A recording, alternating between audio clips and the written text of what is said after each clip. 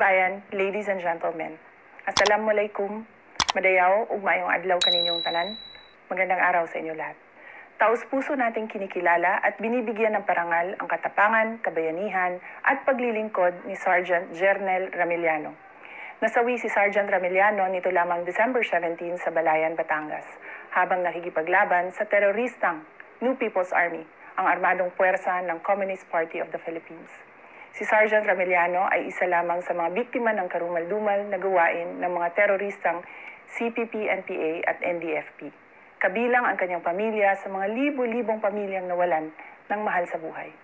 Noong 2018, hindi ko makakalimutan ang tanong sa akin ng ina ng isang sundalong si First Lieutenant Jaren Reliota, isa sa mga pumanaw dahil sa pakikipaglaban sa NPA sa pinakamamahal kong lungsod ng Davao. Paulit-ulit na sumasagi sa aking isipan ang tanong ng ina ni Jaren na nagsasabing, "Inday Sara, ilang anak pa ba namin ang mamamatay dahil sa mga teroristang NPA?" Marami pang Sergeant Ramiliano at First Lieutenant Relota ang magbubuwis ng buhay kung ipagsasawalang bahala natin ang traidor, mapanlinlang at marahas na kalabang CPP, NPA at NDFP.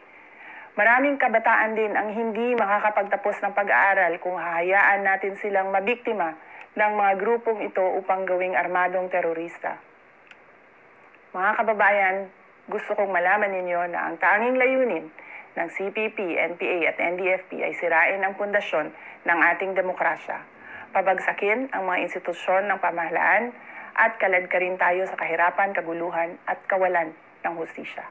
Dili na kita magpatunto sa mga terorista nga sa dugay nga panahon na himong babag aron atong masinati ang pamuyo nga malinawon o matagamtaman ang mga kalambuan sa atong mga komunidad.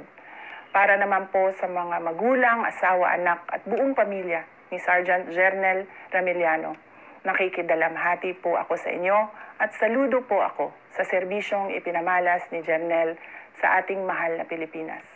Mananatili siya sa puso at isipan ng bawat Pilipino at ang kanyang katapangan at pagmamahal sa bansa ay magsisilbing inspirasyon ng bawat isa sa amin upang mas mapabuti pa ang paglilingkod sa bayan.